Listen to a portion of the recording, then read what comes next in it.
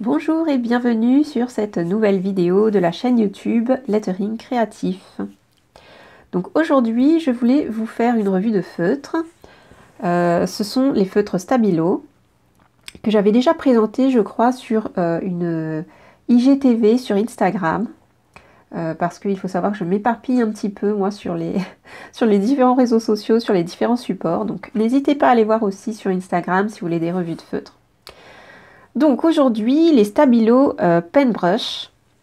Donc ce sont les seuls de la gamme Stabilo qui sont des brush pens, comme on peut le voir ici. Donc à ne pas confondre avec les autres Pen 68.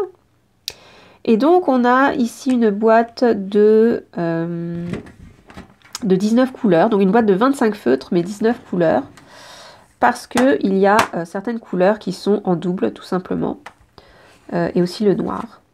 Et donc, dans la revue que j'avais faite, donc c'était il y a un moment, je crois que c'était l'année dernière, je n'avais que la boîte de 12 feutres, donc je me suis dit que ce serait intéressant de refaire une revue, surtout que je vais vous montrer d'autres petites choses. En particulier, je voulais vous montrer les propriétés aquarellables de ces stabilos.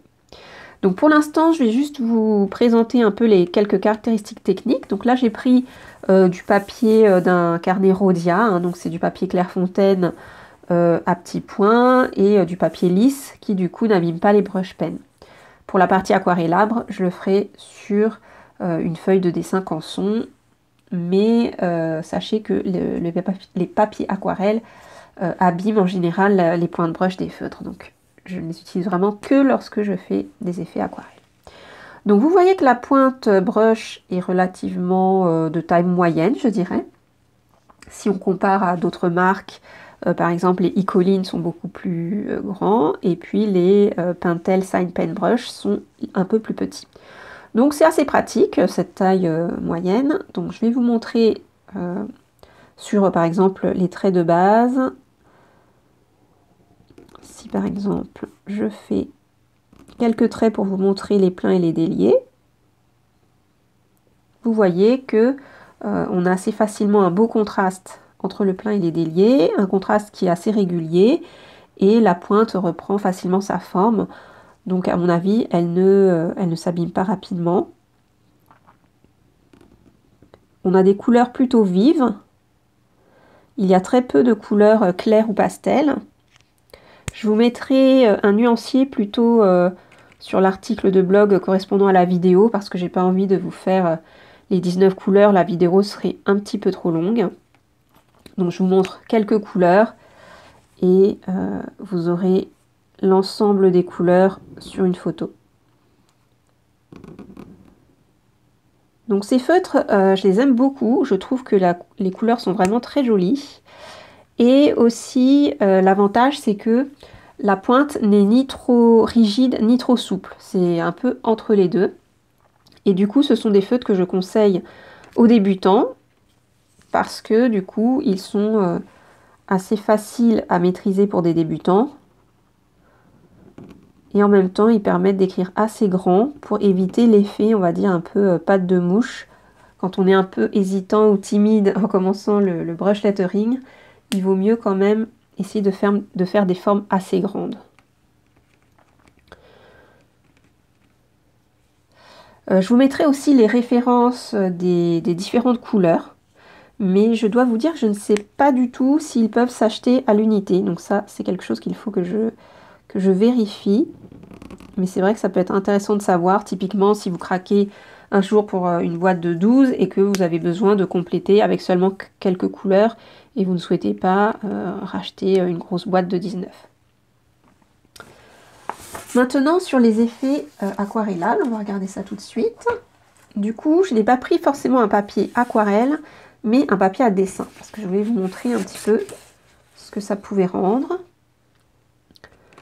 Alors par exemple, je prends allez, un petit bordeaux comme ça.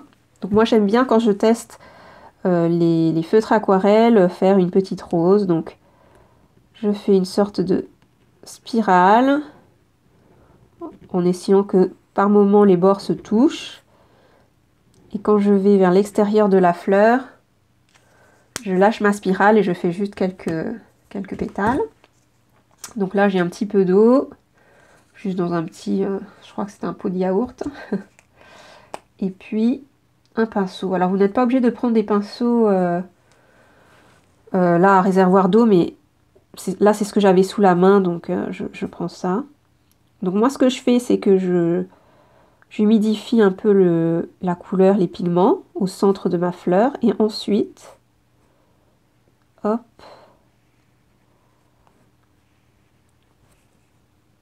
je fais un petit peu autour comme ça, avec de l'eau.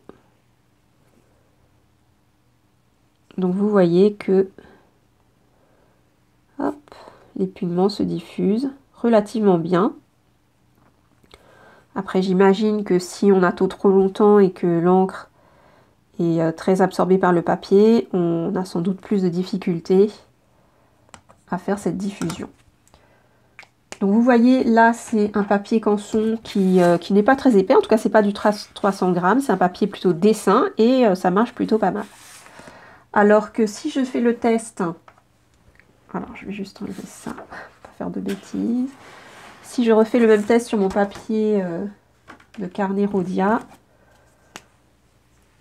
comme ce n'est pas fait pour, c'est du papier lisse, hein, ce n'est pas fait pour l'aquarelle, du coup, les pigments ne vont pas bien se diffuser. Je vous montre ça. Je fais un peu la même chose. J'humidifie d'abord et ensuite, hop. Et donc en fait, ce qui va se passer, donc on arrive quand même à diluer la couleur, mais on va avoir beaucoup plus de traces de feutre. Et puis le papier va aussi commencer à gondoler. Donc je ne conseille pas trop le papier trop fin. Là, je crois que c'est du 80 grammes. 80 ou 90. Je vais vérifier. Et du coup, ça gondole pas mal. Alors, c'est du 80 grammes. Voilà. Donc, si on compare les deux côte à côte, voilà les deux rendus. Voilà, donc malgré tout, je trouve que c'est super intéressant. Enfin, pourquoi je dis malgré tout d'ailleurs? C'est super intéressant cet effet aquarellable. Je vais vous montrer sur une autre couleur.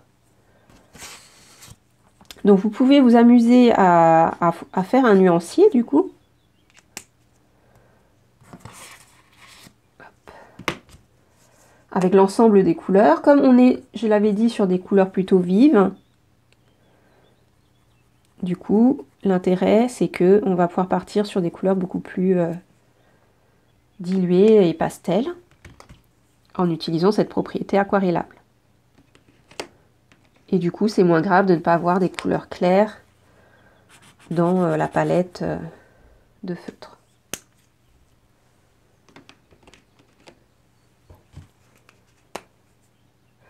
Un autre point fort est que ces feutres ne sont pas très chers. Je vous mettrai aussi des indications de prix. Bon, les prix peuvent évidemment varier légèrement selon le revendeur que vous choisissez. Mais je dirais que ça se place plutôt dans les prix, on va dire, moyens de gamme.